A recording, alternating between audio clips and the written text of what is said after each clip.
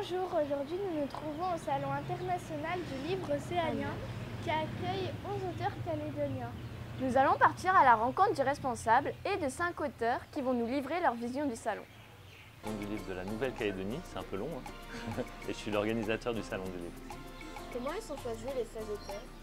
Ça, c'est une partie assez compliquée et en même temps la partie presque la plus sympa parce que en fait, c'est l'inconnu. Au départ, on ne sait pas trop qui on va avoir dans le salon.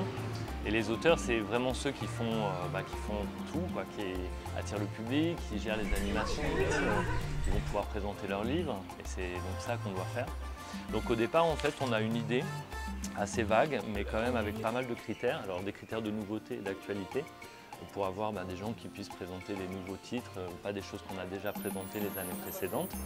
Et puis souvent en connexion avec le thème. Donc le thème cette année, c'était les liens.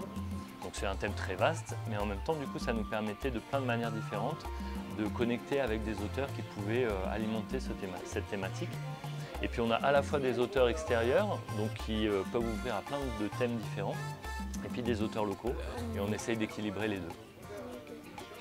L'eau, il est important pour plein de raisons. Déjà, la volonté initiale, c'était de réunir les acteurs locaux, donc les auteurs, les éditeurs, les libraires, vous, le public, les jeunes, parce qu'on n'avait pas trop d'occasions. Sans ce salon, on ne serait pas là ensemble.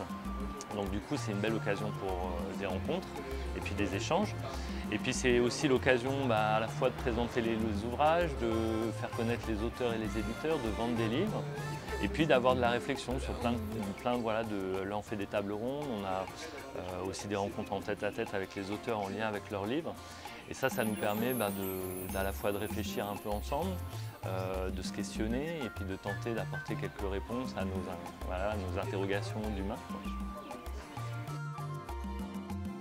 Ensuite, nous allons entrer dans le salon du livre. Ce salon comporte plusieurs particularités. Par exemple, nous avons l'espace dédicace où chaque auteur dédicace le livre qu'il a écrit.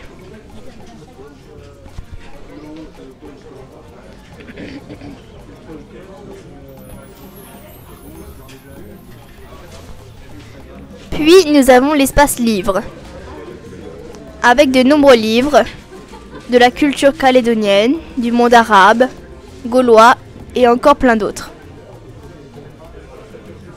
Il y a des romans, mais aussi des BD et des livres pour les enfants.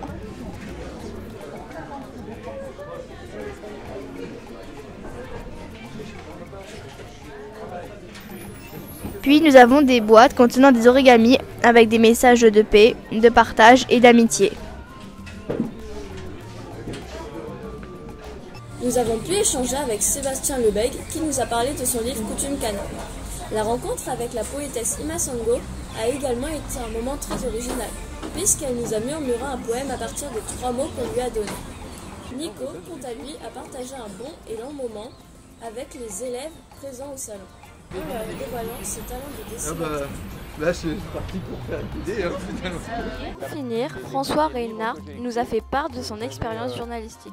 Peut-être 26 ou 27 ans, mais en tout cas, écrire, j'ai toujours eu un petit carnet où j'ai toujours écrit des choses depuis très longtemps.